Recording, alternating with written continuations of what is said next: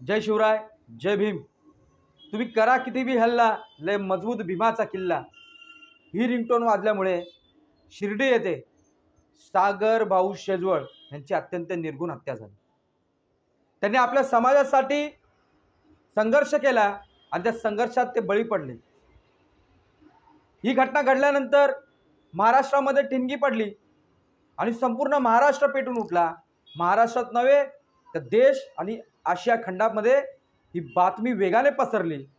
बहुजन समाज रस्त्यावर आला आणि रस्त्यावर आल्यानंतर आरोपींवरती खटला दाखल झाला।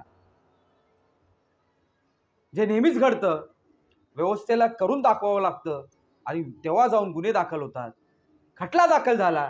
खटला दाखल झाल्यानंतर आज तो खटला न्यायालयात अंतिम टप्प्यात आहे, शेवटच्या टप्प्यात आहे। आणि ह्या संपूर्ण गोष्टीचा जी व्यक्ती पाठिंबा घेते किंवा पाठपुरावा करते त्या व्यक्तीचं नाव म्हणजे शहीद सागर भाऊ शेजवळ यांचे छोटे बंधू, या बहुजन समाजाचे भाऊ आकाश भाऊ शेजवळ। आज त्यांच्याशी चर्चा केली, खटल्याबद्दल माहिती घेतली, तेव्हा त्यांनी अत्यंत धक्कादायक माहिती सांगितली।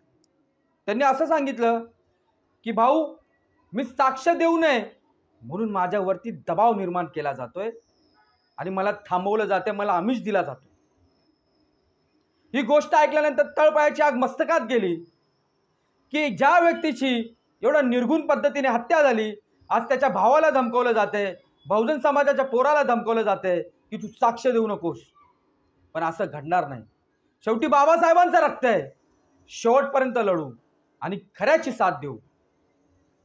आज माझा बहुजन समाजाला आकाश भाऊ यांच्या माध्यमातून आव्हान आहे की आपल्याला एकत्रित येऊन लढावं लागेल, या गोष्टीवरती चर्चा करावी लागेल आणि या खटल्याला न्यायापर्यंत घेऊन जायला लागेल। जर आपल्याला काही मतं व्यक्त करायची असतील, आपल्याला काही बोलायचं असेल तर आपण कमेंट बॉक्समध्ये व्यक्त व्हा। येणाऱ्या काळात आकाश भाऊ यांच्यासोबत एक बैठक लावून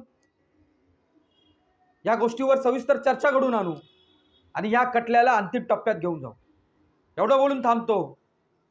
जय शिवराय, जय भीम, जय हिंद, जय महाराष्ट्र।